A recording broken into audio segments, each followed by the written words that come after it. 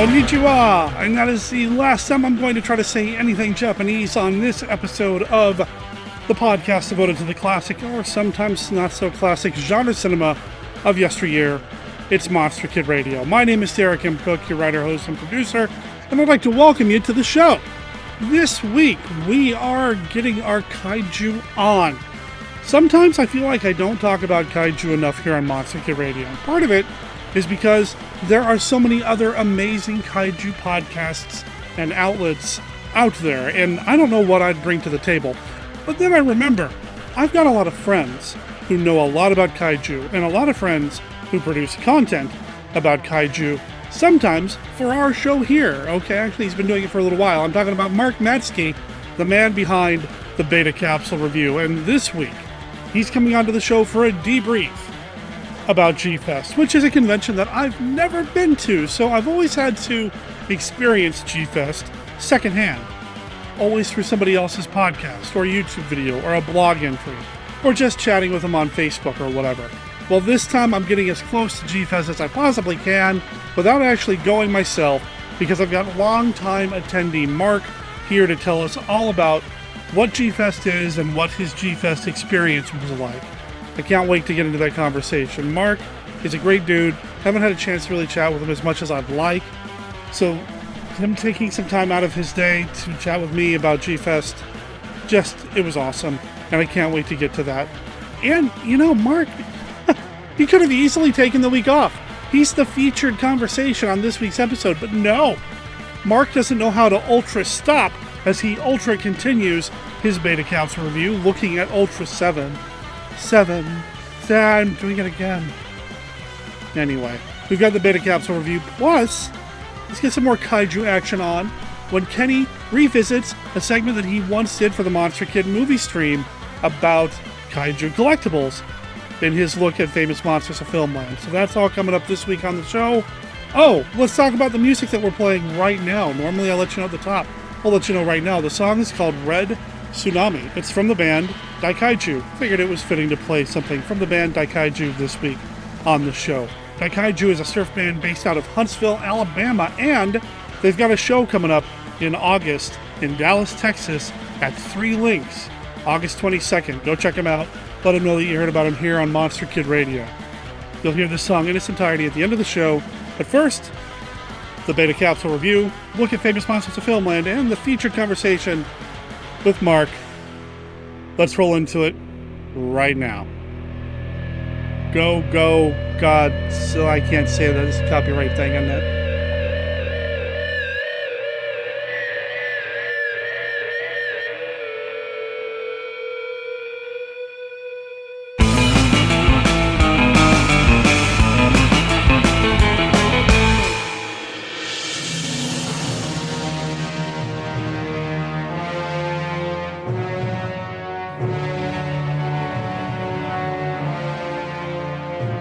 It's 1966.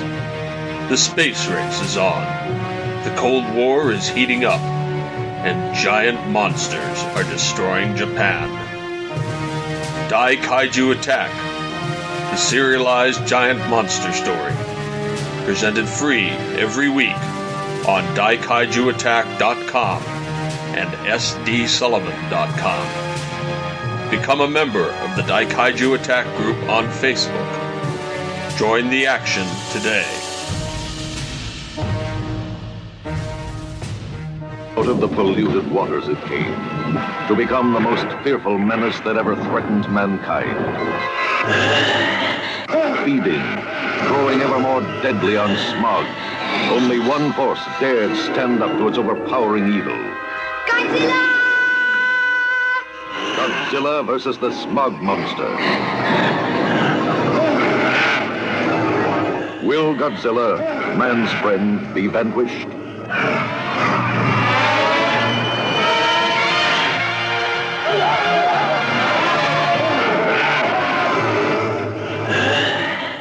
More than 1,600 dead have been reported, while other casualties are expected to exceed 30,000.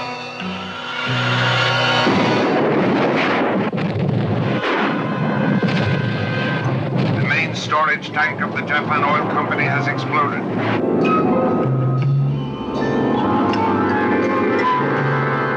nothing man can do can stop the smog monster. Can Godzilla save the Earth from this mastodon of destruction?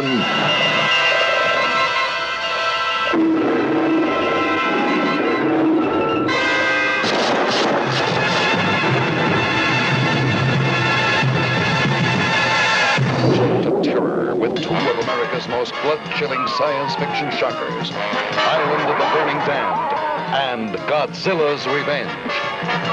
In this quiet setting, a tale of prehistoric horror is about to unfold with the science-battling awakening of long-gone giants.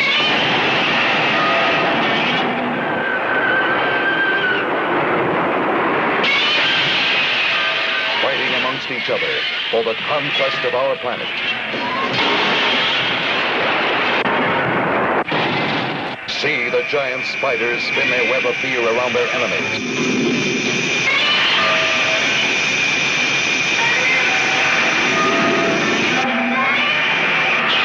Godzilla's revenge knows no limit. No end. No stopping. See man's last attempt at saving humanity from destruction. And Godzilla's revenge.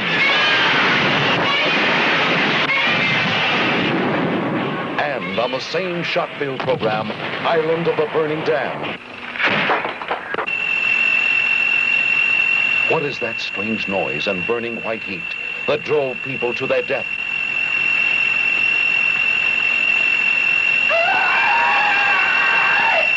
I have been convinced that this island has become the center of an invasion. The central landing point for beings from another planet.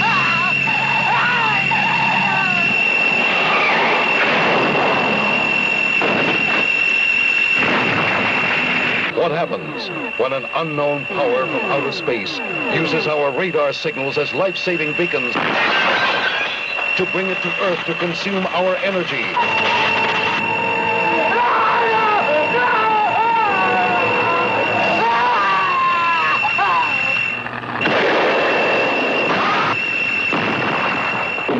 Island of the Burning Damned, an island desperate for help.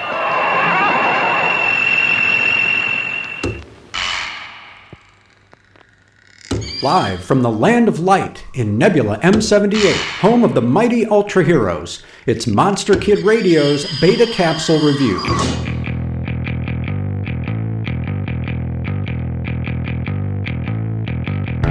UltraGuard member Soga's friend Nogawa, a TDF communications expert, has happy news to share.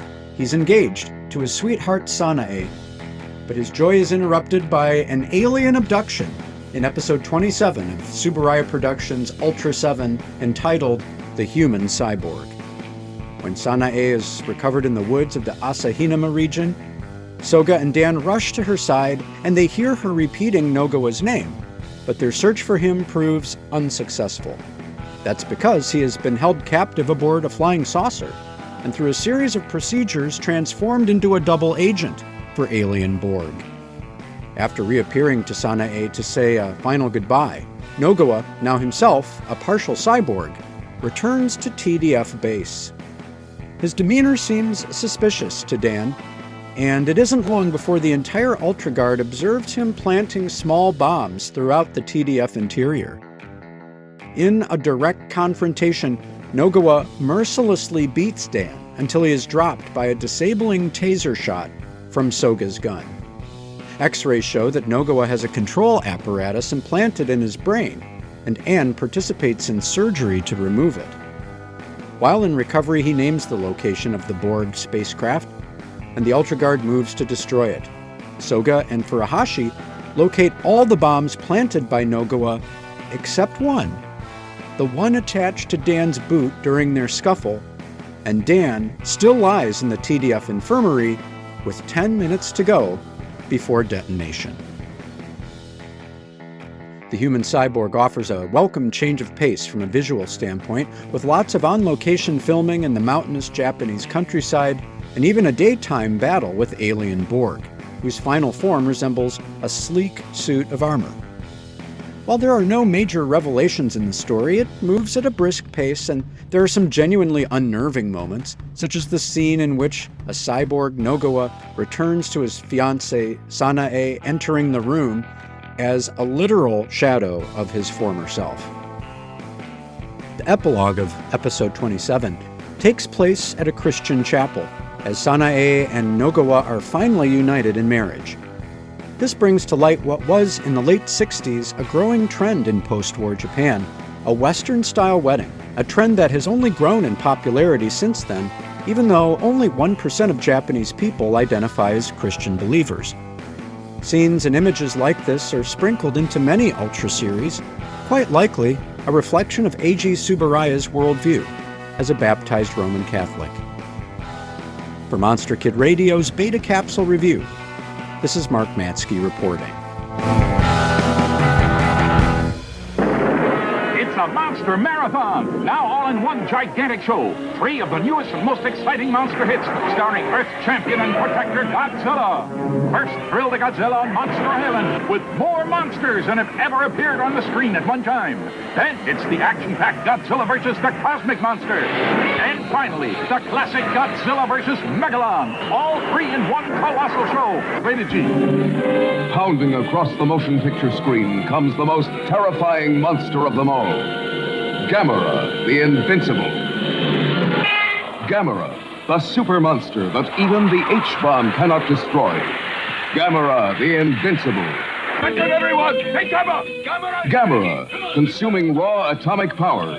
Power to destroy entire cities. Open fire! Man's most destructive weapons have no effect on Gamera, the Invincible. The mightiest nuclear weapons ever devised are powerless against Gamera, the Invincible. Is humanity doomed? Will the world be destroyed? The United Nations is called to emergency session in a last desperate effort to save the world. We have one plan that we think might work. We have discussed Plan Z with the Japanese authorities, and they agree it is the best of our alternative plans. Is that correct, sir? That is so. Plan Z is hope of the world. A cast of thousands at the mercy of the most terrifying monster that ever lived. Brian Donlevy as General Arnold. Is beyond comprehension. He must be stopped now. Albert Decker as the Secretary of Defense. Will Plan Z stop Gamera? Gamera, the Invincible. Hello there, Monster Kid Radio heads. This is Kenny with a look at famous monsters of Filmland. Today we are looking at Chicago's KaijuCon G-Fest with my fellow segment producer Mark Matzke. In honor of that, I have pulled out a video segment I produced for a virtual KaijuCon Monster Kid Radio Twitch stream in the early days of COVID. I have chosen the last segment as it talks about one of the main reasons we love going to conventions, collectibles. Derek will put the link to all the segments on YouTube in the show notes. If you want to see the history of Kaiju and FM, check out all 5 segments, edited together with trailers. Here we go with the audio from segment 5.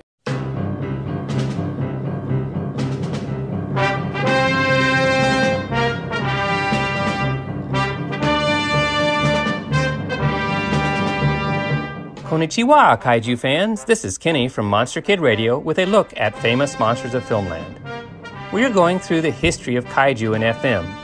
In this segment, we will see Kaiju collectibles, Japanese monster stuff available in the back pages of famous monsters. The first item to be featured in FM was the Aurora Godzilla plastic model. He first appeared in issue 29 from July of 1964. The model would be available off and on for the entire run of famous monsters. Monster from a million years ago. Now you can build a perfect replica of this ancient terror monster. His massive feet smash cities. His fantastic paws are always ready to strike with the force of a hurricane. Next item up for sale was Varan the Unbelievable 200-foot 8mm movie. Varan came from a world below, to terrorize, to destroy, to revenge. From the makers of such classics as Godzilla, Rodan, and the Mysterians comes the fantastic Varan, only $5.95. It showed up in issue 32 from March of 1965 and was a regular item available for the run of FM. Soon thereafter, the 8mm highlight film for Rodan appeared and graced the pages of FM for a long time. Rodan, the Flying Monster. From prehistoric times, a monster is born again to plague the earth. See the terror of the skies. See the destruction of cities. Watch with horror as this monster flies over the earth, terrifying nations. See the forces of man fight and finally conquer the terror that would destroy Earth. Only $5.95. Rodan first appeared in FM 34 from August of 1965. Kaiju collectors had to wait 8 years for a new item to be offered. In FM 95 from January of 1973, 3 new 8mm movies became available. Godzilla vs. the Thing. Grotesque battle between Godzilla, fire-breathing reptile, and monster moth Mothra. The moth protects her progeny egg, from which 2 monstrous caterpillars emerge. 200-foot reel, $6.95. Battles of Ghidra. Amazing and horrifying Ghidra, the beast with 3 heads, spine-chilling triple threat, unbelievably realistic, prehistoric action like you've never seen before. 200-foot reel, only $6.95. Ghidra. A giant prehistoric monster battles other creatures of a bygone era when awesome beasts ruled the earth. The superhuman action is incredible. This fantastic super creature film must be seen to be believed. Terrifying special effects. 200-foot reel, only $6.95. 2 years later, in FM 121, 3 new movies were made available. Destroy All Monsters. Mothra, Godzilla, Rodan, Ghidorah. Together in a terrifying simultaneous assault on mankind. Super 8 color plus sound, $24.95. Monster from a prehistoric planet. A giant octopus and a family of winged griffin-type furies menace Japan with destruction. Super 8 color sound, $24.95. Frankenstein conquers the world. Hiroshima. A strange boy who has the grafted monster's heart grows 60 feet and fights Baragon. Black and white, Super 8 sound, $19.95. The next issue, 122 from January of 1976. 2 new plastic models were put up for sale, Rodan and Ghidra. Rodan, 100 tons of radioactive terror. Released from the bowels of the earth by an atomic blast, he flaps over the earth at twice the speed of sound. Science calls him a giant prehistoric monster, a pterodactyl with a wingspan of 500 feet. But could a pterodactyl raise cities with supersonic shock blasts? Earth's armies trace the menace to its breeding ground and destroy it. But now you can have an 8.5-inch replica of this winged marauder and build it yourself. Just snap together the rust-colored, highly detailed pieces of heavy-duty molded plastic. Follow the instructions, and soon, Rodan crouches before you on his movie set display stand. His clapboard nameplate states his name, Rodan. The winged menace from the center of the earth, the supersonic destroyer from Japan, Aurora's Monster Kit, $3.95. Ghidra, the triple threat monster from outer space, a fire-breathing, wing-flapping, scaled horror. His 3 flame-throwing heads make him thrice as dangerous. Now build your own 3-headed horror with this Aurora hobby kit. The olive-colored, heavy-duty plastic pieces snap together to form a fierce, ferocious, 8.5-inch tall monster. Intricately detailed and ready for action. Swiveling heads and tails create lifelike movement. Paint him, fly him around your room, or settle him on his movie set display stand with a clapboard nameplate. A complete film history of the monster is included when you buy this exciting kit. Ghidra, now you can have a detailed replica you built yourself, $3.95. An interesting one-issue giveaway was offered in issue 144. Famous Monsters magazine is giving away 500 free Godzilla records. All you have to do is answer this questionnaire. Nothing to buy. No one to buy with. No hard puzzle to solve. Just an easy opportunity for you to receive, absolutely free, the new 45 RPM hit record by the Blue Oyster Cult, Godzilla. Yes, Godzilla can be yours, right in your own home, to entertain you for years to come whenever you want to take him out and give him a spin. In order to win, all you have to do is fill out the following fascinating questionnaire and be among the first 500 to send it in. Oh, Godzilla, what an opportunity, what a treat. And be among the lucky first 500 to get your free record and give Godzilla a whirl. In issue 167 from September of 1980, In middle of the enormous Star Wars craze, another new Godzilla item became available, a vinyl LP. Godzilla, King of the Monsters. Now for the first time, you can be thrilled by the exploits of Godzilla. Imagine the famous monster pitted against the amphibian in a battle to the death in the mysterious Bermuda Triangle. Then he saves the world from an alien invasion. Order now, $2.98. With only 6 issues left to finish the classic run, FM released one last Godzilla item for collectors, a 55-piece Godzilla playset. Just imagine the exciting battles you can stage between Godzilla and the Tricephalon monster. Set includes missile-firing destroyer, 30 by 30-inch poly playsheet, and diorama set for making bridge, trees, diner, silo, and 2 different background scenes. One of city docks, one of crumbling skyscrapers. Instructions included, $8.50. That is all for this video look at the history of kaiju and famous monsters. For MKR, this is Kenny saying sayonara. King Kong versus Godzilla. Nothing you've ever seen can equal the thrills of this extraordinary motion picture. Nothing you've ever felt can equal its awesome fury as the mightiest monsters of the ages clash in a battle of the century. It sears the emotions with shock and terror. It staggers the imagination. All new in color. King Kong versus Godzilla. Warning! Godzilla versus the Thing. A shattering motion picture not for the weak of heart. Here in all its astounding realism is a soul-shocking experience. How much terror can you stand? What was this thing of unbelievable and unequaled terror that challenged Godzilla to a battle of unhuman strength versus supernatural evil? Godzilla versus the Thing. See the war of the giants. See the birth of the world's most terrifying monster. See armies of the world destroyed by the Thing. The producers of Godzilla vs. the Thing issue warning to those who cannot take its full horror. To you with guts, you must see Godzilla vs. the Thing from the beginning in color scope from American International. All right, I'm recording now. All right. You know what? Let's just dive right into it. Okay, I'll do a countdown. We'll do this. 3, 2, 1. Okay. Listeners, I had to stop Mark for a second because he was about to tell me how great G-Fest was when I'm like, no, let me record. I haven't hit record. So I got Mark Matzke, the man behind the Beta Capsule review, knocking it out of the park, really just spreading the word of Ultraman. And he went to G-Fest. Mark, welcome to Monster Kid Radio. And how was the convention? Oh, man. Well, first of all, thank you. It's so great to be on with you, Derek, and to actually get to talk to you. G-Fest was a total rush. You know, I feel like for 3 days I'm on a adrenaline jag, and then I crash. But it's that exciting. And it was even more so this year because for 2 years there was no G-Fest. After 20 plus years, consecutive meetings, it was off.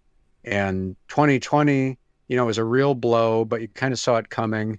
21 was a heartbreak because you kind of entertained the idea that it might happen and then it didn't. Mm-hmm. So this year it was, you know, people were just ready to get back together because as much fun as it is and all the things that we'll talk about tonight, it's such a blast and just pure imagination and fun.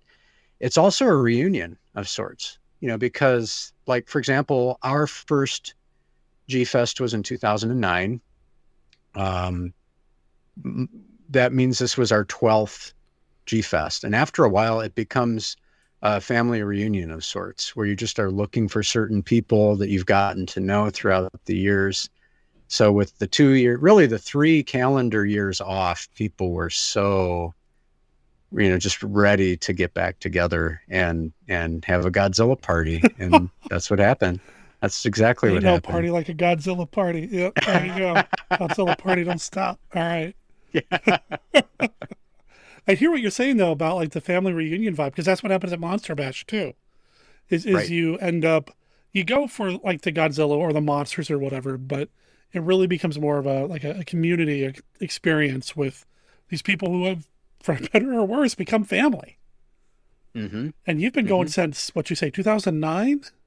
2009. Wow. Yeah. And my son Andy was between his kindergarten and first grade year. Oh, wow. He grew up there. He did grow up there, and people have, watched his progress from year to year, of course. And with social media and things, they're more in touch with him than just once a year. But even so, it's just been phenomenal to see. And what I've noticed, is when you have a little fan, like 6, 7, 8 years old, these old school Godzilla guys really go out of their way to like foster the next generation and do special things to make their experience really memorable. And we've been on the receiving end of that so much, and now we get to be on the giving end of it because my wife is actually on staff of G-Fest, in charge of the children's craft and coloring areas and making sure that they have a place for them to go and have their own fun. So that's something that we now do year in and year out. Is there's this little place, it's called Minya's Place. And Minya's Place is the arts and crafts for kids section of G-Fest. And it's open Friday and Saturday. This year we did it on Sunday as well. And it's just so much fun to go down and see, like these young kids and their moms, their dads, and they're coloring pictures. They're making masks. They're making like the lunch bag puppets of Godzilla and Gigan and Mechagodzilla. And, that resonates with me so strongly because I was one of those kids, that grew up in school when you're supposed to be paying attention. You're drawing, Godzilla Week was coming up on TV. So you were drawing all the fights that you knew you were going to get to see. And so to see that coming around full circle is super rewarding. That's awesome. I've never been. I've always had to live vicariously through you and your posts and your various podcasts over the years, the Kaiju Cast, other podcasts going and that sort of thing. So I've never had a chance to actually go. So for those of you who have never been, or for the listeners who have never been to G-Fest, but may have been to other things like Monster Bash or whatever, how would you compare the experience? Yeah, the G-Fest experience, I think, is unique in a couple ways. And I was thinking about this today. One of the ways that it's unique is that there's multiple things happening almost at every moment, so that you have various threads or tracks throughout the entire weekend where, of course, there's panels. There's typically 2 sets of panels happening at any one time, so you're forced to choose. Oh, no. And that's a big difference between like G-Fest and Bash, for example. Is I kind of like the simplicity of Bash in the sense that there's typically one thing happening at any one time. And yeah, of course, you can go out and meet with the guests. You can go into the dealer's room if you want. But there's, just one talk happening, and then one film is being shown. But at G-Fest, you are forced into deciding what matters to you most at any one point in time, because there's multiple panels happening. Oh, no. There's films being shown throughout the day. Oh, no. Yeah, you're right. And then there is an entire modeling thread where if you're really into like these garage kits or building up like the Aurora models, for example, there's entire threads. You can spend all day talking to people who are excellent at this and giving you tips on how to build up a cool diorama or something like that. Yeah. So that's happening. Then there's also like Minya's Place that I mentioned. And you just need some time to chill and you're a parent, you take your kid down there and you can just sort of sit in the quiet, and that's going on. And of course, then there's the dealer's room, which is even in the internet era, there's something about walking into a dealer's room with all of those figures and posters and merchandise that you've dreamed of or you've seen online, and it's all there spread out in front of you. I mean, it's overwhelming. And Andy, my son, said that he overheard there's a fairly young kid, probably 10, 12 years old, walking into the dealer's room for what sounded like the first time. And he made a comment like, I am in Godzilla heaven. And he just kept repeating that phrase. And it really does feel like that. I mean, it's astonishing. And things that exist, and some things you never knew existed until you see them there by one of the vendors just happens to have this or that collectible. And it's so much fun. And, you can easily blow a ton of money in there, but a lot of the vendors also have, real affordable $5 and $10 figures because they know, they want kids to go in there and be able to buy something and enjoy themselves. And so they're ready for that G-Fest crowd. So I think that's one of the biggest things is that, and what I've noticed then in following a lot of friends on Facebook and so forth, is that everyone sort of constructs their own G-Fest and not one looks the same as the other. Because like my interest is usually the panels and the films. And I'll go down to the model room and look at models that people have built, but I'm not spending a ton of time down there.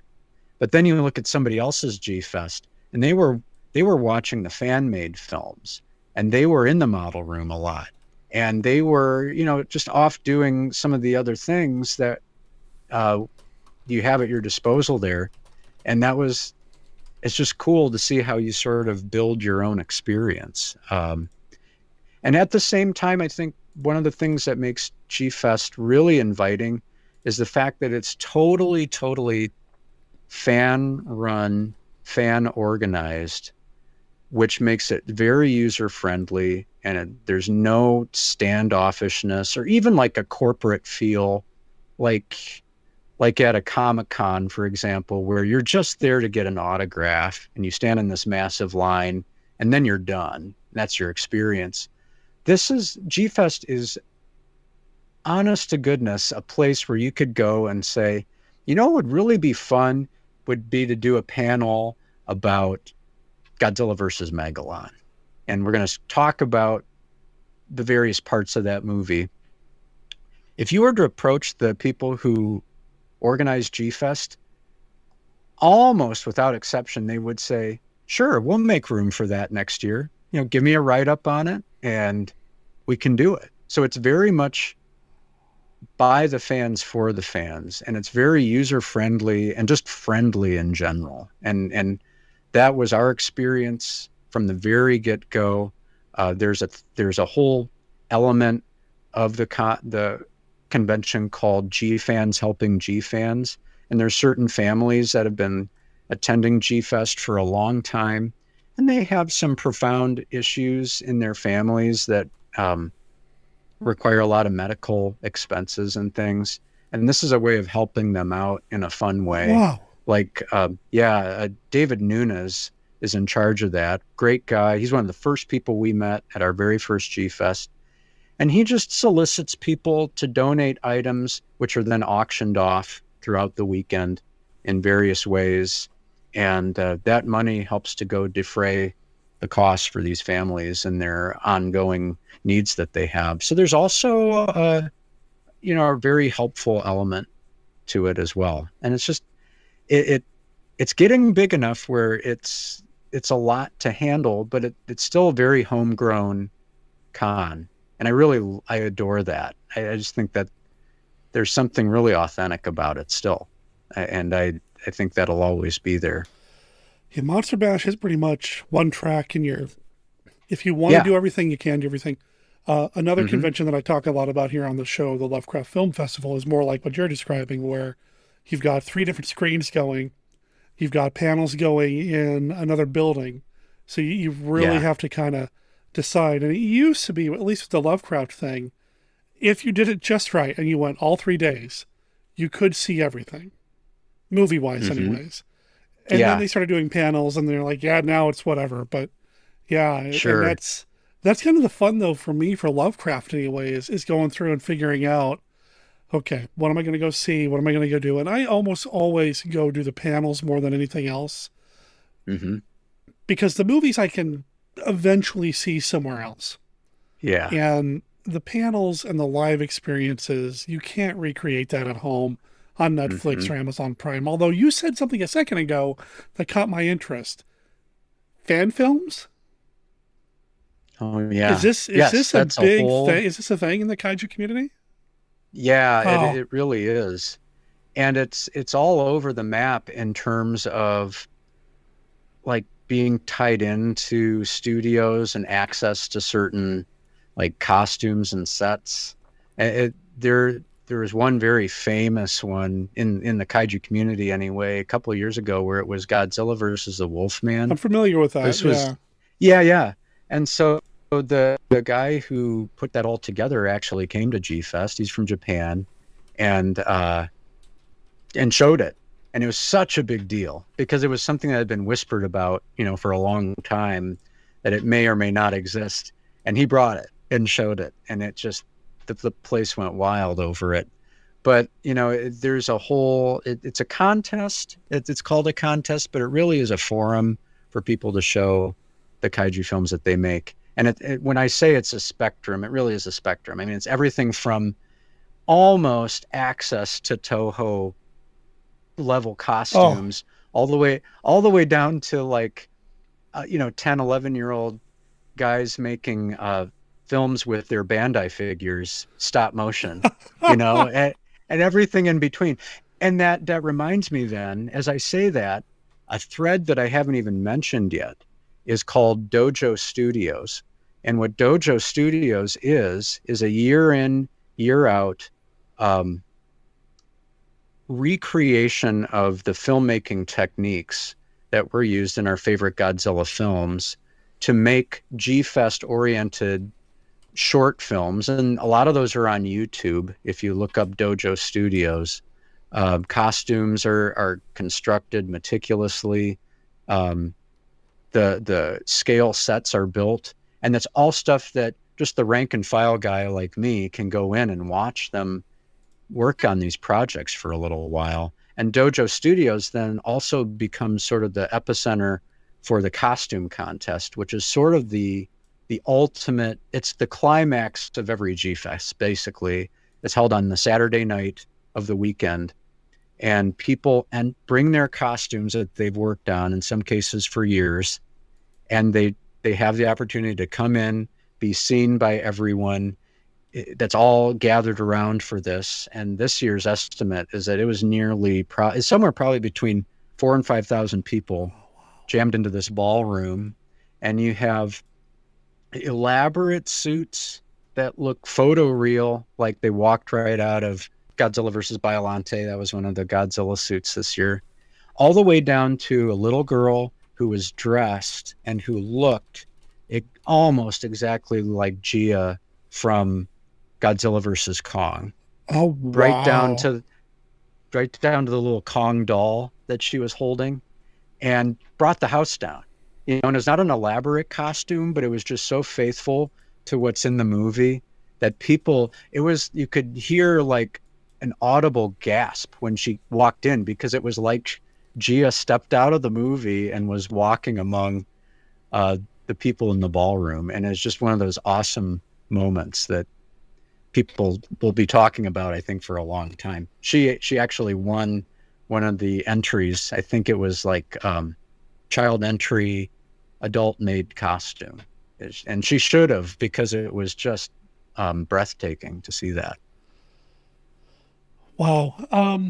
I had heard a little bit about like the costume contest, but I had no idea that there was like fan films and things like that too. Wow. Oh, right. Oh, wow. Mm-hmm. I'm fascinated by, and I've told this story kind of sort of on the podcast. I'm fascinated by this I don't know what you'd call it, this subsect or this subgenre in classic monster movies where the kaiju fans just celebrate these movies. It's not something that I grew up loving. When I got into classic monster movies, my love for kaiju didn't really come into form really until I saw King Kong versus Godzilla, hosted by Kyle from the Kaiju Cast up here at the Hollywood Theater. And I suppose that's the best way to see it, is theatrically. If you're going to really dive into it, 35 millimeter print, introduced by somebody who clearly loves it the way that, I now love it too. And from there, I just, mainlined all the Godzilla movies and the Gamera movies, and then all the non-Toho, non-Daiei movies. I love the thing from the X from Outer Space. The X from Outer Space is one of my absolute favorite kaiju films, and that's some other studio altogether. I am so in love with it now, but I will never have that experience having grown up loving it. So it sounds like if I want to see that, since I couldn't live it, to go to G-Fest and you see all ages, young people getting into it. Right. Yeah, and I think that is a major difference between Bash and G-Fest too. And it's not to say there's one versus the other, because I love them both. Sure. And for each for their own reasons. But it just seems to me that Godzilla and kaiju in general, who you see at G-Fest are kids and families. I mean, there's certainly the old guard, which I'm among now somehow, but you see just a lot of these kids, and now it's because of Legendary, and they're sort of backfilling into the Toho series. But it's grabbed people at various times and ways. I mean, Godzilla 98, for all the things we could say about that movie, brought in a generation of fans. Before that, it was, Hanna-Barbera Godzilla. But there's something about, you know what I mean? But there's every generation, there's kids who it resonates with them really on a deep level, and they just love it. I mean, it's so encouraging. I mean, when I was like about 2 or 3 years into going to G-Fest, something that I experimented with was a kids thread, and that turned into Minia's Place after a while. But I had 4 panels, like half-hour panels just for kids.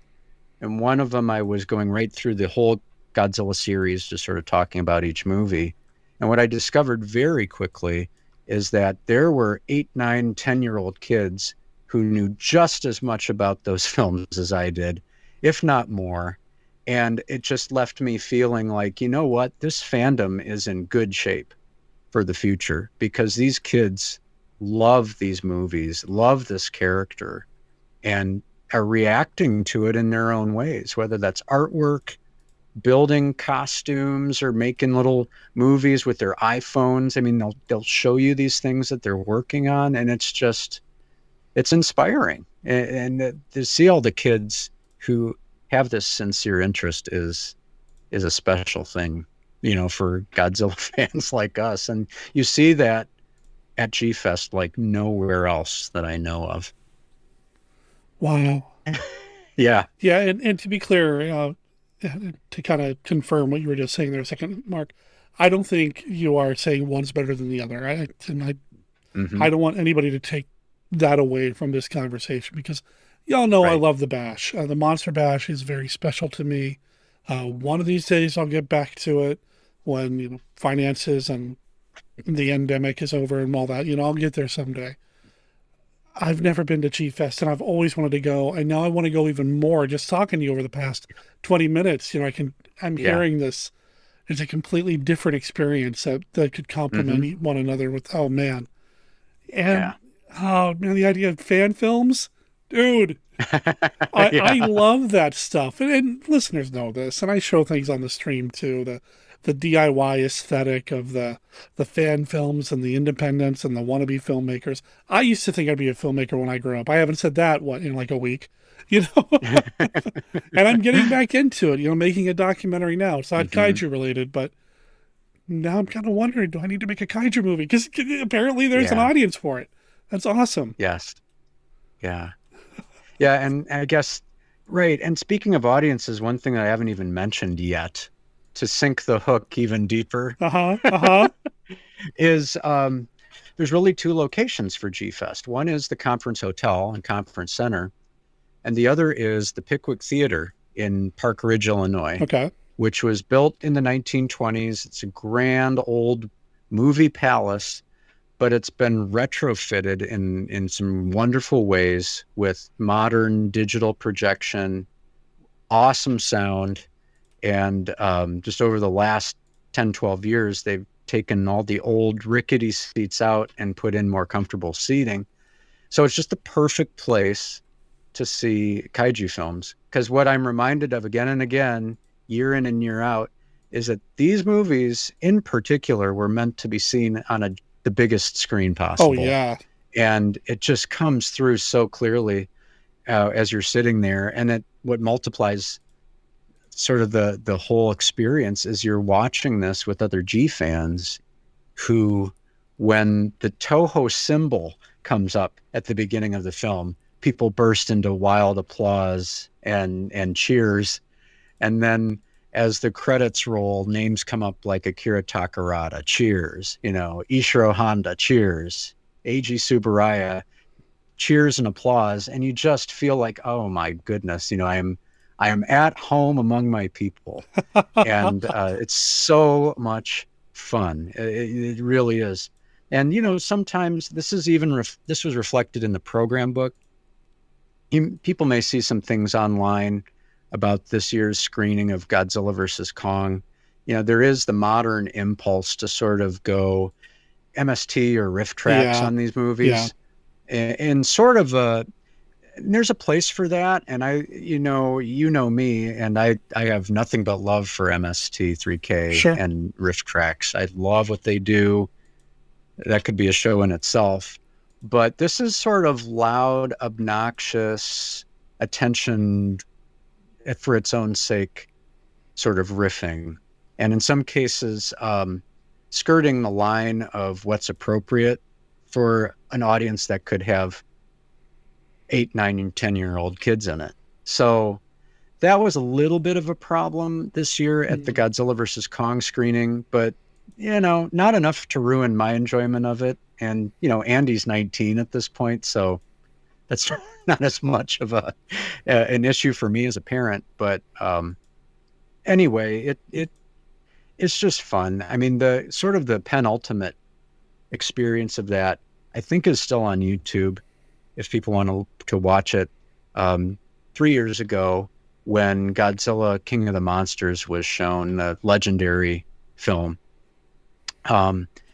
the closing credits of that has Go Go Godzilla, the Blue Oyster Cult song. Mm-hmm. There Goes Tokyo. That plays, sung by not Blue Oyster Cult, but another singer. I forget who did it, but yeah. Serge Tankian. I'm not great with that name, but it's System of a Down, I think, is the lead singer. Yes, you are. So right. I'm sorry, I don't know, but anyway, that turned into the world's loudest sing-along. Like, if you imagine hundreds of rabid G fans singing Go Go Godzilla at the top of their lungs, that exists on YouTube. If you haven't seen it, you should go see it.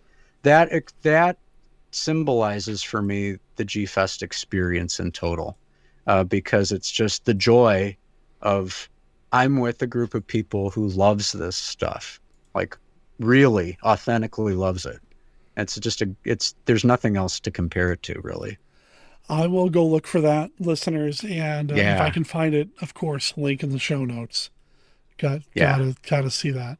So you said you did panels this year. What were some of the panels you went to? Mm-hmm. Oh man, there were some really great ones. On Friday, I went to a panel. It was hosted by Brian Scherzel, who is the host of Kaiju Vision Radio podcast. Okay. And this was on, the title of it was Godzilla and the Japanese National Spirit. Oh. And what it was especially in reference to was Shin Godzilla. Because there's been, some people have seen that movie, either the subtitled version or the dubbed version, and they felt that it was making sort of a nationalist statement, that Japan should go back to having an active military and arming themselves and handling their own business in the world. And what Brian Scherzel did in this panel is show that really Shin Godzilla was not about that as much as it was about March of 2011 and the cascading events of the earthquake, the tsunami, and then the Fukushima disaster. And that what Shin Godzilla is sort of a replaying of that, and letting people sort of work through their feelings about not just the disaster, but how the government handled it. And it was really fascinating because he was able to articulate some things that I had thought about, but certainly not to the extent that he had.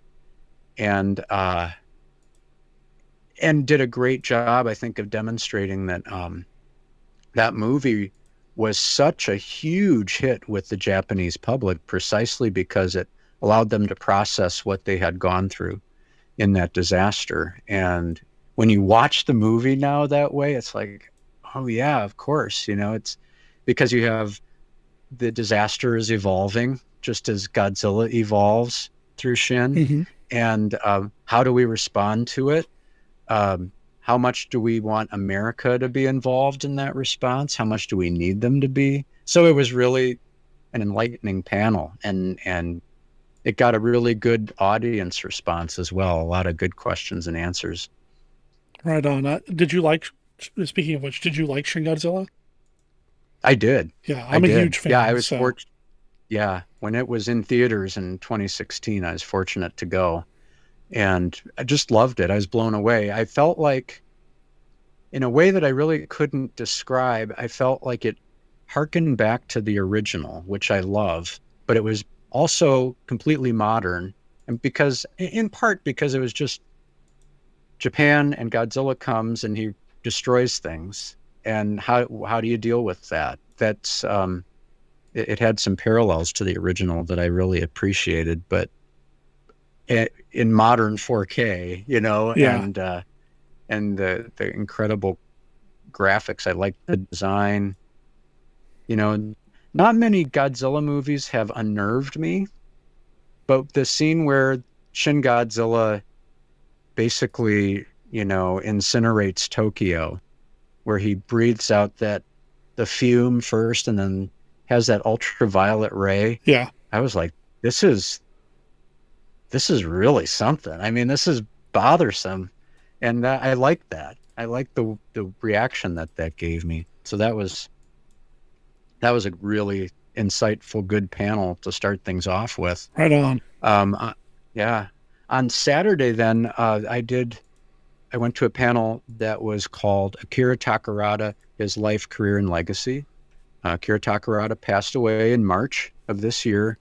And so that gave this panel, which was designed specifically to sort of memorialize Takarada, a very emotional response for G fans. Not simply because of the role that Takarada has played since the original film, but because Akira Takarada became known as the godfather of G-Fest, because he came for the first time in 2010. Okay. And by all accounts, was absolutely blown away by the fan response here. I mean, he had a sense of what was coming, but he didn't really have a sense of what was coming because he was utterly embraced. We were there for that particular G-Fest. And it was just so stunning to see Akira Takarada, like right there. And the people just overwhelmed him with love. And he went home from that G-Fest talking to everyone who's ever been in a Godzilla film or worked on a Godzilla film, saying, you've got to go to G-Fest. If you have the opportunity, you will not believe how they treat you when they come here. So he returned 3 times, I believe. He was instrumental in getting people like Ben Furia to come. Nice. And other like old school Japanese stars.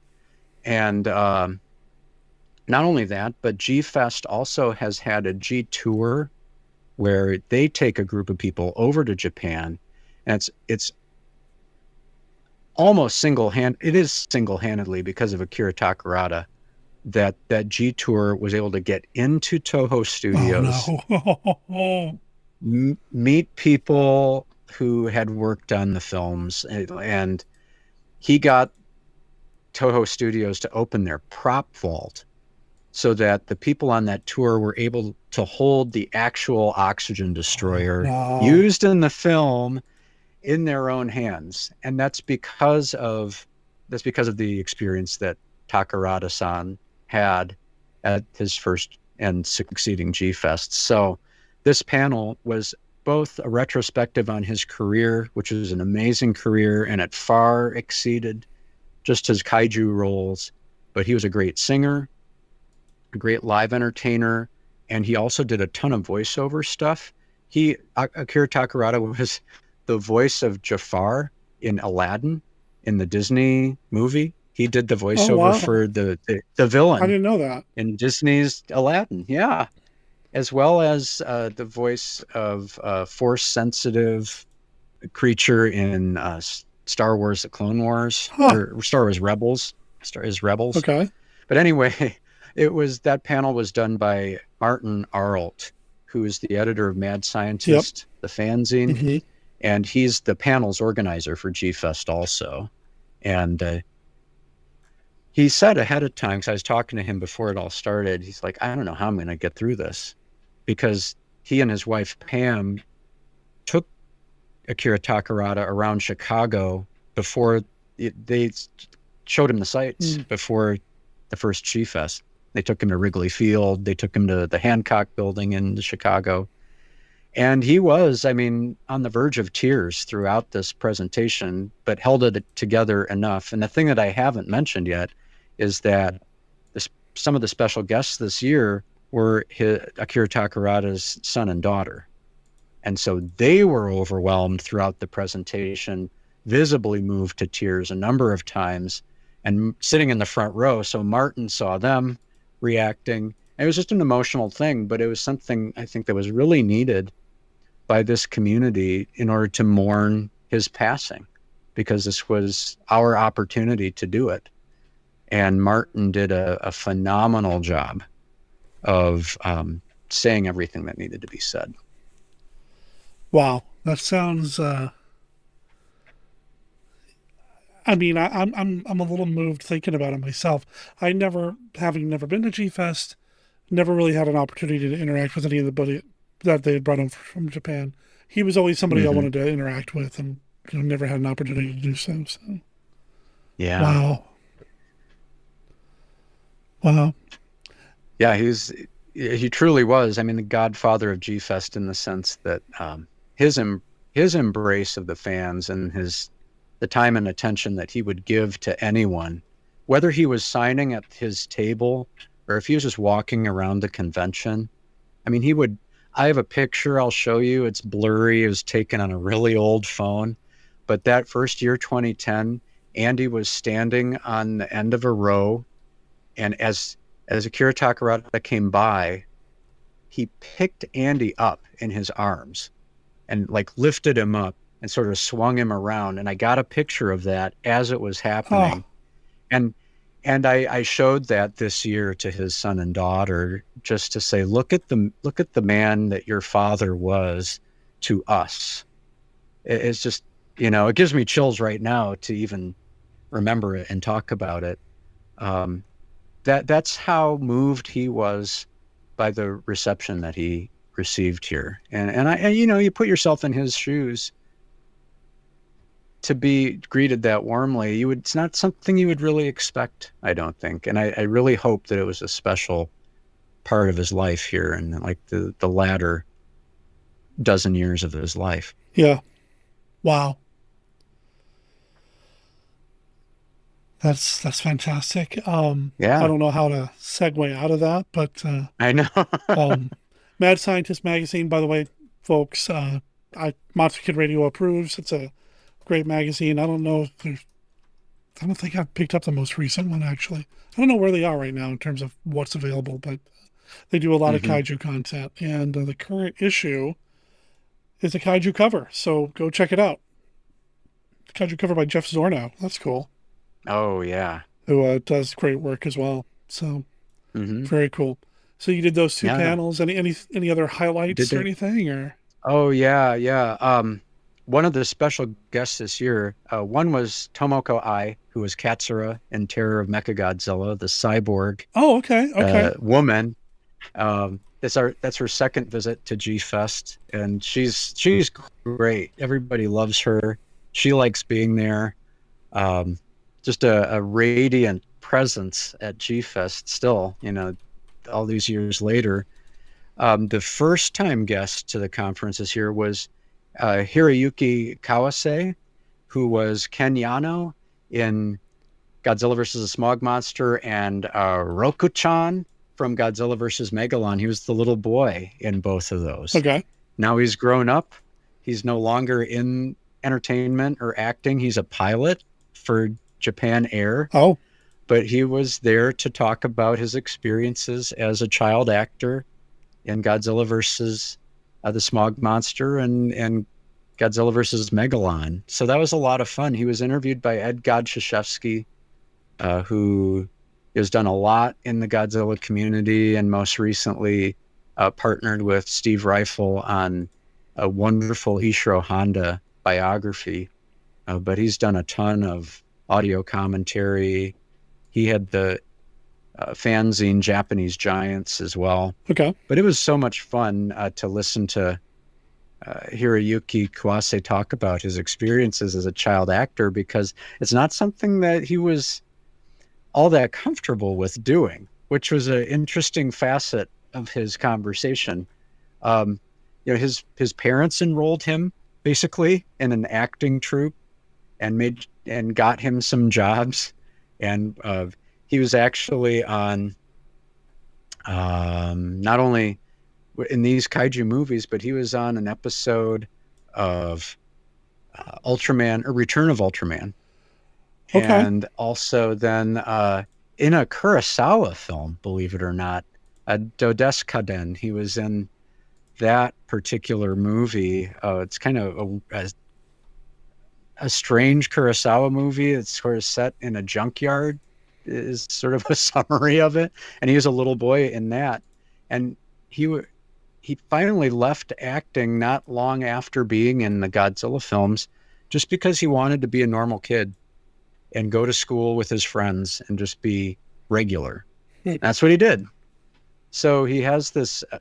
So I guess the interesting thing about that is where all of us see those movies and think that'd be the ultimate thing to be in an Ultraman episode or to be in a Godzilla film.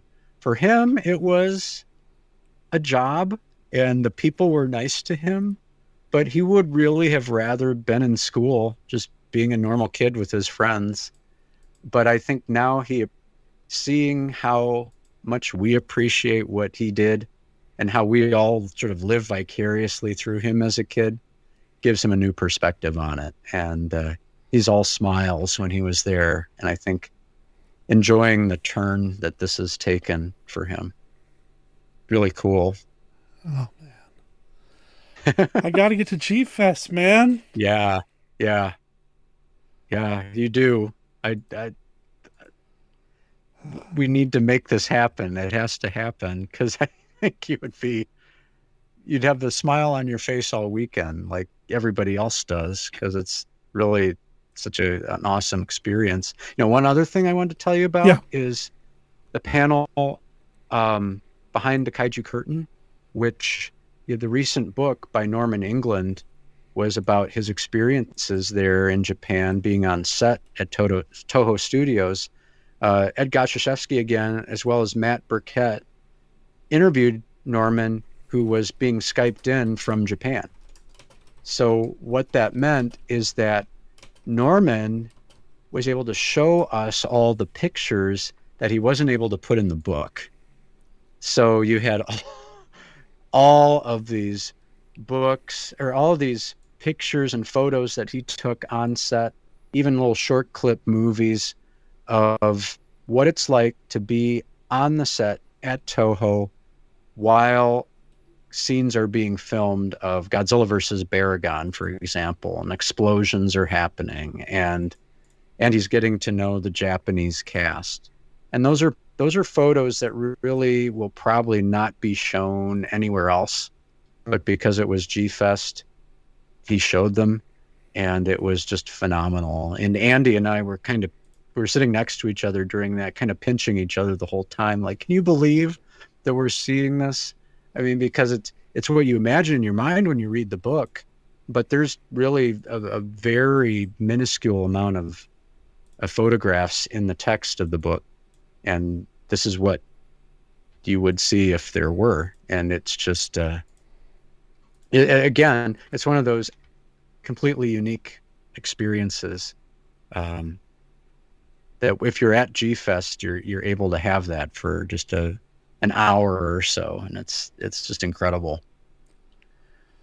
I should say this too: the films that were shown this year, Thursday, before things get started, Thursday is a day unto itself. It's a double feature at the Pickwick. So there's 2 films in the afternoon, 2 films at night. And so the 2 films in the afternoon were Godzilla versus the Smog Monster and Godzilla versus Megalon, in honor of Kawase being there. And the evening films that were shown in memory of Akira Takarada were the original Godzilla of 1954 and Godzilla versus the Sea Monster, in which Takarada plays a major role as sort of this thief that's hiding out on a boat, and these teenagers sort of bust in and they start sailing on the boat and everything goes wrong. And that role in particular shows Takarada like charming, but sort of he can play the bad guy, but he has a heart of gold. And it was just a lot of fun. And then the evening movies, Friday night was Godzilla vs. Kong. Saturday night was Terror of Mechagodzilla. Just a really great lineup this year. Right on. I am going to have to go. Oh, man. So what kind of swag did you walk away from? Did you pick up anything cool? Oh, wow. Uh-oh. Yeah. Yeah, you can't not, almost. Boy, this year there's a style of figure that I really love and Andy really loves too, and they're by the company M1, and they're not like the photorealistic figures like X Pluses are that look like they've walked right out of the film, but M1s are sort of impressionistic, a lot of bright colors and cool designs, like not quite deformed, but sort of deformed. And I found a set that was had an Ultraman, like a 6 to 8 inch figure, M1, and some of the other Ultra Q characters. Oh wow! Okay. Are in there, including Derek, a Ragon. Nice figure. Yes. That was if there were any white whales on our list, that was one. Is we really wanted to find a Ragon, and we finally did. And so that was an accomplishment for us. The other thing that I like picking up, because they're generally reasonably priced, are a lot of the books that dealers bring. Okay. And they're just like nice little hardcover numbers that go through certain Godzilla suits and actors and things, and those are just fun to have. Let's see what else. Well, there's the G-Fest t-shirt, of course, like for that year's fest. You have to get that. Yeah. And oh my god. Oh, there's a whole line of DVDs that Toho produced in these larger boxes, and really the selling point for those is the fact that they're packed with reproduction posters. So like the one that I got was Godzilla versus the Sea Monster, because we had just seen that movie. So it has a real nice reproduction of the actual movie poster. It has like the speed versions, or those long narrow posters of the Mysterians, and it has a replica of like a memory book that you would have gotten if you were in Japan when that movie first came out. And these are the dealers really do you a solid on these, because they sell them for like $20 to $25. So you're getting all of that extra bonus material plus a DVD. And the DVD is Japan region, but if you have a region free player, it doesn't really matter. And to me, it's worth it for the ephemera stuff anyway, because I just love that stuff. And and there also in that there was a manga, and I don't even know what the manga is called, but it's like this little manga investigator guy investigating Mothra, and it's set like in the Mothra movie, but it's just a story unto itself, and it's like, probably 24 pages, and it's just so cool. It's just a replica of some old Mothra manga. And you'd never get your hands on something like that except in a pack like that. So those are some of the highlights, I think, for me. I think I know the answer to this, especially considering some of the merch you just described. Yeah. G-Fest, Godzilla. But it sounds like there's room for more than just the Toho stable. Is there a good Ultraman presence here? Oh, yeah. I would say it is probably a large to extra large presence of Ultraman. I mean, that's, and that, of course, that's a thrill to me. I mean, the years where Ben Furia came, it was just mind blowing because, he's the man, he's the guy in the suit. And then he's Amagi on Ultra 7. And he's kept his shape throughout the years. Yeah.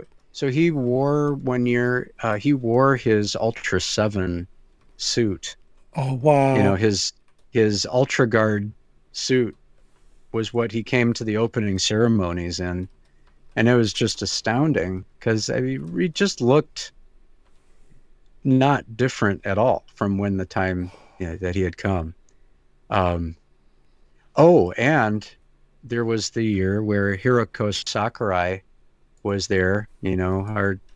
Our Fuji was there in person, and as cool as you try to be in meeting these people who've been in the films, like Linda Miller is another one who stands out, who was in King Kong Escapes. Hiroko Sakurai, when I went to get her autograph, I mean, I was just dumbstruck. I don't know if I was trying to form words, but nothing was coming out. I just, you say who the autograph is to, and I was able to make that out, but all the other things I wanted to say just got, I don't know, they vanished because there was Fuji. It was crazy. So yeah, there is of course, the tying link there is the great honor and respect for Eiji Tsuburaya and all that he did. Sure. And all of these knowledgeable fans that are there know that if you like and appreciate Godzilla, then Ultra Q, Ultraman, those series, that's all birthed from the same source. And, as you and I know, to the degree that those actors sort of go interchangeably between those productions, and, the suits and the sounds and everything make the jump from Toho to Tsuburaya, and just naturally. So, yeah, it's so cool to see. There's always Ultra Kaiju and Ultramen in the costume contest year in, year out. In the models section, there same thing. As Ultraman is, it's not U-Fest, but it could be. It's to that level. Yeah. That's good to hear because you know me, I love me some Ultraman. Yeah, yeah, for sure. Yeah, it's fantastic. Oh man, I gotta go someday. Yes. Oh man. All right. Well, we've been chatting for about 50 minutes or so. I want to go ahead and start wrapping up. Any final words about G-Fest before we move on here? Sure. Well, I would just say if this is something that anyone's on the fence about, or they've wanted to do it for a long time, just never got around to it, I just want to encourage you to do what you need to do and go to one. If not go to the whole thing, at least try to go for a day and see what it's like. And I think what you'll find is just an absolutely inclusive and welcoming community. There's a spot for you at G-Fest because everyone loves these characters and these films as much as you do. And just give it a try. I mean, my story of how I got to G-Fest is so roundabout and so funny. You know, I started as Andy was growing up. I started getting back into Godzilla because for a while, you know, adult life sort of looms large. But as he's growing up, you know, that's certainly one thing I wanted to expose him to was Godzilla films and so forth. So I checked a book out of our local library. It was Sean Lincolnback's Price Guide to Collectibles. And in the back of that, I learned about a magazine called G-Fan. I'd never heard of that before. So I went online. Sure enough, it was still going. I ordered a copy of G-Fan, some back issue. And in that issue of G-Fan, I heard tell of this conference called G-Fest. I thought, seriously? That's a thing? And I learned about it and just sort of one year said, I think we should make this a family vacation and just see what happens, see what it's like. And we just had no idea what we would experience when we got there. And it's, like I said at the top of the show, now it's a family reunion. It really is that. And it's a special thing. It really is a unique thing. And if you like Godzilla at all, if you really love Godzilla, Toho, and Ultraman, you really need to give G-Fest a try because I think it'll become part of your life in a way that you did not expect. So please do that. And check out G-Fan magazine as well. Wonderful resource for fans. And if you do go, look for Mark. And I don't know, there needs to be like a secret handshake or something, a Shirwachi or something, you know, something. Some sort of secret, whatever, yeah. Sure. Well, I was sporting, I think you saw this, I was sporting my Monster Kid Radio pin all week on my G-Fest badge. So people know, you know. Well, I appreciate that. People know the connection. Absolutely. I appreciate that. Absolutely. Thank you. The Classic Five. All right, Mark. Well, you know I'm not going to let you get out of here without playing around with the Classic Five. You know that, right? Oh, I was hoping so. Yeah. We got to do it. Sweet. We got to do it, you know. We have to. Absolutely. Oh, yeah. For listeners who don't know, the Classic Five is a game that we play on Monster Kid Radio. I have got a literal deck of cards. Each one of these cards has a this or that, which movie do you prefer style question on them. There are no wrong answers. It's just a way to get Monster Kids talking about their favorite subject, monster movies. Some of them are kaiju specific, but I'm not going to draw specifically from kaiju. I'm just going to grab a handful of cards and we'll go from there. What do you say? You ready for a round of the Classic Five? Oh, yes. Yep. All right, here we go. All set. Give me this bunch here, a little shuffle. All right, here we go. What character from a classic monster movie would you like to have a drink or a meal with? Oh, wow. Okay, let's see.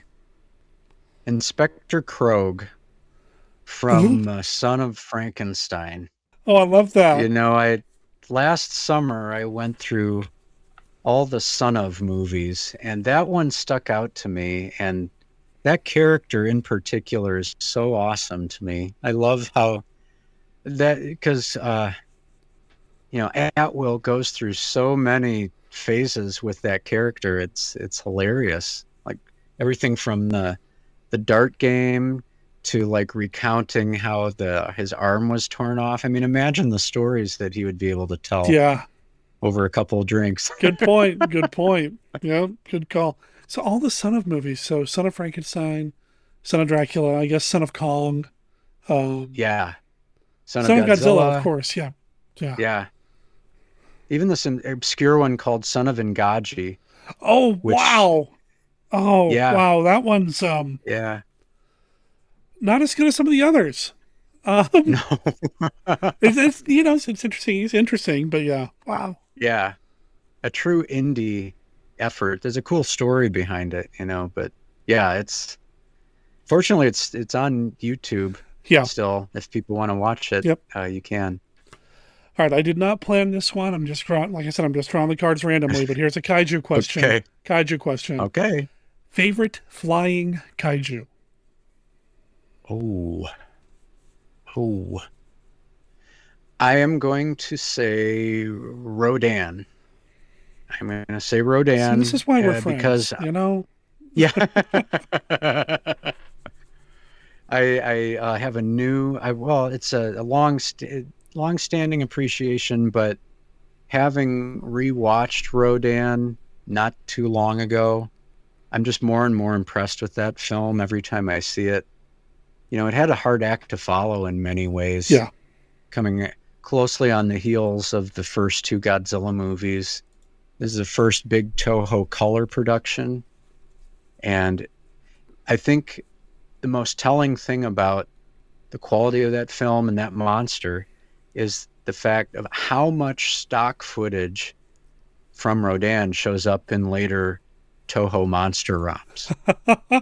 Because it's so good. Yeah? You know, and in particular, there's that one scene that shows up in tons of stock footage where there is a department store and it's crumbling and you see people running inside of it.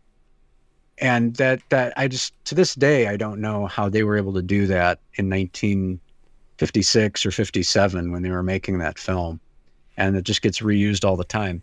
But Rodan, you know, that movie and that the monsters in that, they're tragic characters, really. And the way that ends is sad because, you know, Rodan just woke up and flew around and he didn't mean to cause any trouble, but I think we identify with all the monsters in that way to one degree or another. That's true. Yeah. A lot of them did not ask for what happens to them. We just left them alone. If we didn't go poking around in somebody's cave or dragging them back to New York to put on display, you know, a lot of heartache would have been avoided. That's it. You know, it's not their fault.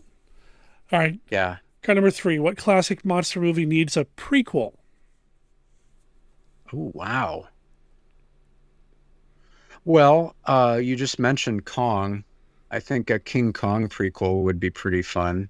I know there's been some comic books that delve into that sort of history, but I think like how did Kong end up the last giant gorilla on Skull Island? Yeah.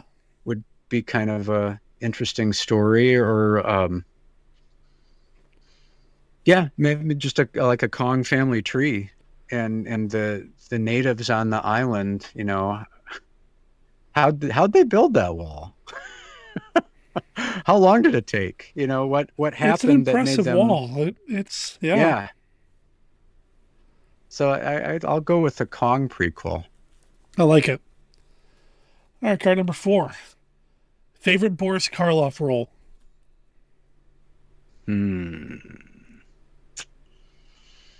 Wow. I do, you know, I would say, of course, Bride of Frankenstein monster.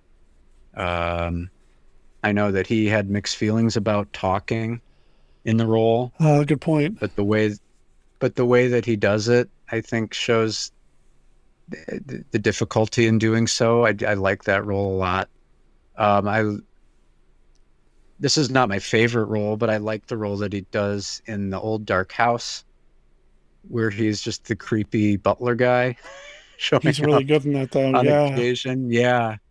And is it Pelzig, the name of his character in The Black Cat? Or is that Lugosi's character's name? Boy, take away my Monster Kid card here. I'm going. Yeah. Because you know, The Black Cat is a movie I watch. Yep. I wouldn't say regularly, but a lot. You're right. So yeah, it's Pelzig. Yep. It is. Yeah. Yep.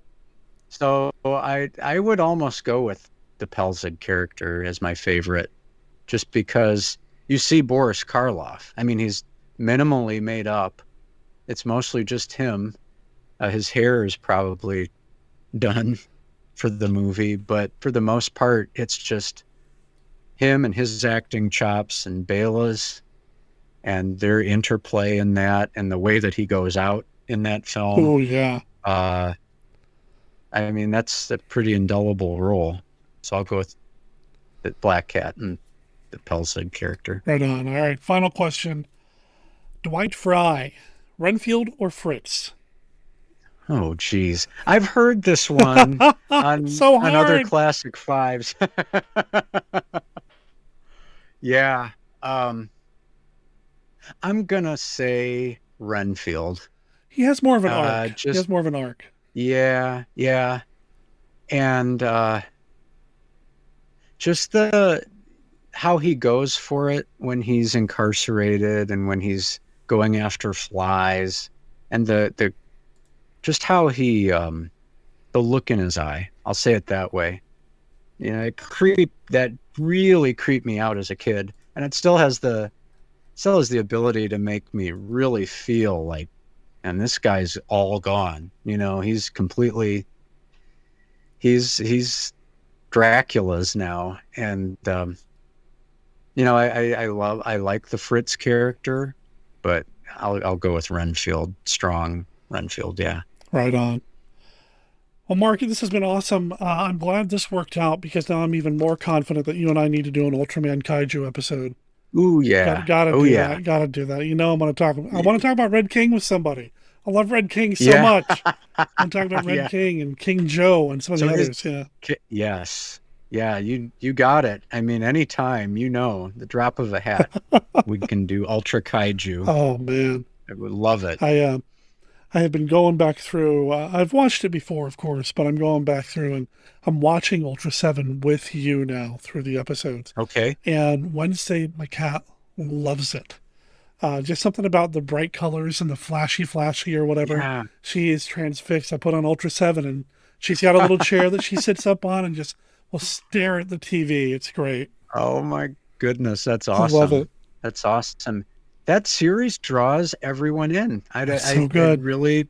I really believed that. And that's so cool.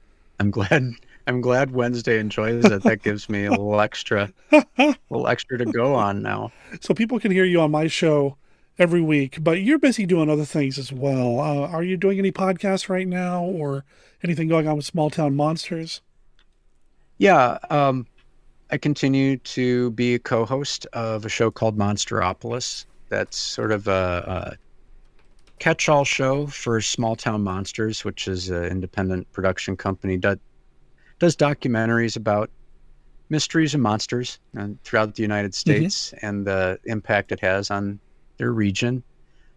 So that's taking a little bit of a hiatus because that happens when there's productions happening, but that should be coming back here in the very near future. There's just a new episode, though, earlier this month. So there's still stuff for people to listen to. So.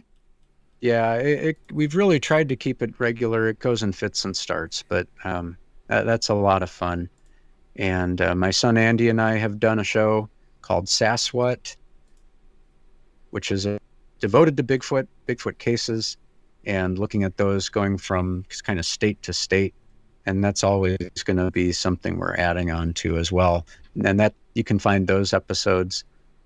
Old episodes are on all the podcatchers. New ones are on YouTube. And so I'd invite people to check those out. I will make sure there's links to all of that. And then smalltownmonsters.com, the production company that you and Andy are involved with. Cool stuff. Some of it's available on YouTube. You can watch some of the older documentaries on YouTube, but there's always new stuff coming out too. I did not. Yeah. When did that American Werewolves Blu-ray come out? That just came out. I think on the 5th of July. So I'm not that far behind. Okay. No.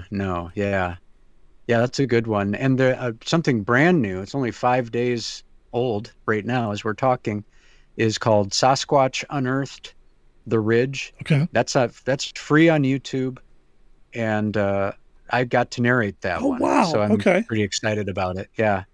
I'm working with a guy, Eli Watson, who's part of the production team. We're doing the writing of the narration, and I'm narrating that, and that's going to be episodic. So the first episode just came out, and That's talking about weird stuff in southwestern Pennsylvania. And that's all on the Small Town Monsters YouTube channel? Correct. Okay. Yeah. Link in the show notes, of course. And then finally, I want to mention real quick, I know it's a little less than a year away, but you can buy your VIP tickets now for Monster Fest 2023, a convention put on by Small Town Monsters. That is correct. Yes. That's going to be awesome. It's coming up. It's going to be in Canton, Ohio. And we're still announcing guests, but just a great list of people, including some podcasters. The guys from Astonishing Legends are going to be there. I have the honor of emceeing the whole event. Oh, wow. So, yeah. So I get to introduce all these luminaries from the cryptozoology world. And it's really surpassing our expectations. Like vendor space and stuff is all gone at this point. It's sold out. So now we're just concentrating on getting people to the show. Wow. And there's going to be, one of the cool things is there's going to be the debut of a new film.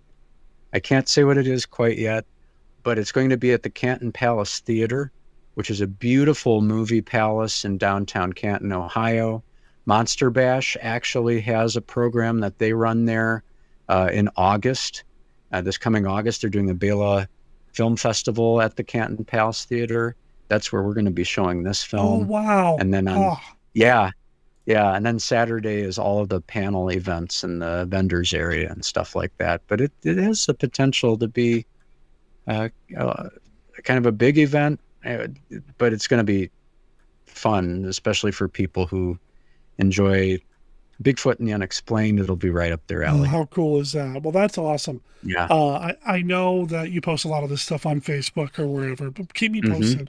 I'll make sure that we talk about it here as much as we can and let people know about it, because the more monster content out there, the better, and if I can, a monster kid supporting monster kids, right? right. Exactly. And there's natural crossover between these groups. It really is. It's fun to go to a Bigfoot event and end up talking about Godzilla and Ultraman, and that happens all the time. For sure. All right, Mark, thanks for doing this. I appreciate it. I know it kind of came together almost spur of the moment, even though we talked about it before you went to G-Fest, but I appreciate you taking the time to do this and working with my schedule. And thanks for all that you've done for Monster Kid Radio over the years. It's been really appreciated. So thank you. Oh, man. Yeah. Well, the pleasure is mine, long live Monster Kid Radio.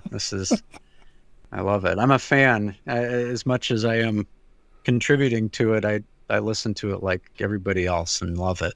So thank you. The fantastic duel of the century, the most ferocious battle in history. The flesh and blood King Kong fights his most incredible enemy, a 60-foot robot King Kong forged of super steel. King Kong escapes. All new, all thrilling in Technicolor. King Kong battles missiles, monsters, and a King Kong of steel. King Kong escapes. A Toho Company limited picture, a universal release.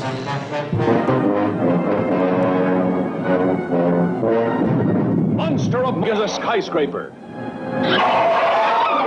When he moves, the whole earth quivers and quakes, and an abyss of horror opens up. See these prehistoric beasts emerge from the bowels of the earth after 200 million years to devastate mankind.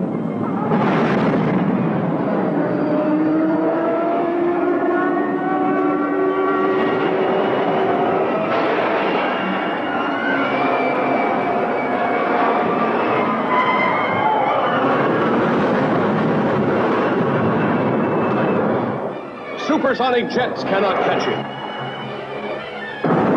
Rockets cannot stop him.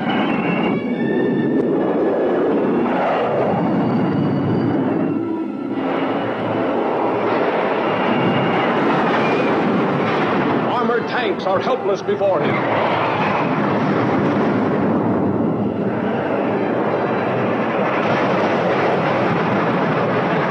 Even guided missiles are powerless.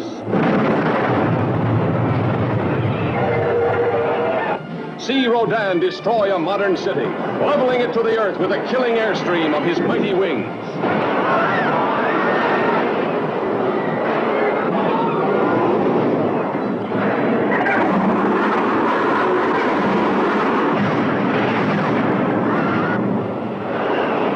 Nothing can stop him.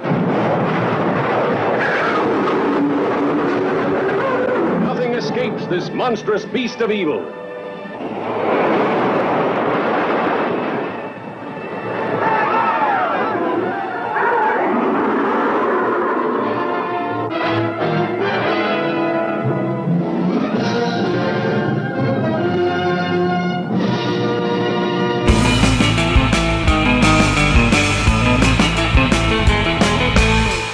Of course, there will be links in the show notes to everything that we talked about on this episode of the podcast. The YouTube video showing the King of the Monsters credits sing-along that Mark mentioned at a previous year's G-Fest. The link to the longer video that Kenny did for all sorts of kaiju content in Famous Monsters of Filmland.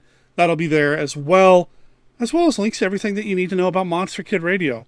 Facebook page and group, Twitter, Reddit, Patreon, Discord, even our Amazon wish list. It's all there. Go check it out over at monsterkidradio.net. You can also find our contact information over there as well, where you can email me at monsterkidradio@gmail.com, or you can call and leave us a voicemail at 360-524-2484. Now, I've got some feedback, some voicemails that I've been sitting on. I know I keep saying this, but next week, I promise, I'm going to get to it next week on the show. So there's still time. If you have comments about G-Fest, if you have comments about what we talked about last week, which was Conan, or anything we've talked about in the previous 580 or so episodes of Monster Kid Radio, or you want to tell us about an event coming up in your neck of the woods that you think Monster Kids might be interested in, well, drop me a line. We'll play it and talk about it next week on the show. You know what else we're going to talk about next week on the show? We're going to be visited by Orphaned Entertainments and Time Shifters Podcasts, Christopher Page, to talk about the movie Octaman. That's right. We're going to get some Octaman action. An Octaman auction. What would you auction off the... You know, I don't know where I'm going with that. It's over 100 degrees in my apartment, and I don't have air conditioning, so my brain's a little mushy right now, and I'm eager to just get this out to you so that I can put Wednesday in the car and go somewhere nice and cool for a little while. Probably Beth's place, but anyway. Let's see. Anything else coming up on Monster Kid Radio that you need to know about? Yes, the Monster Kid Movie Club, the movie stream. It happens every Saturday over on Twitch for free at twitch.tv/monsterkidradio.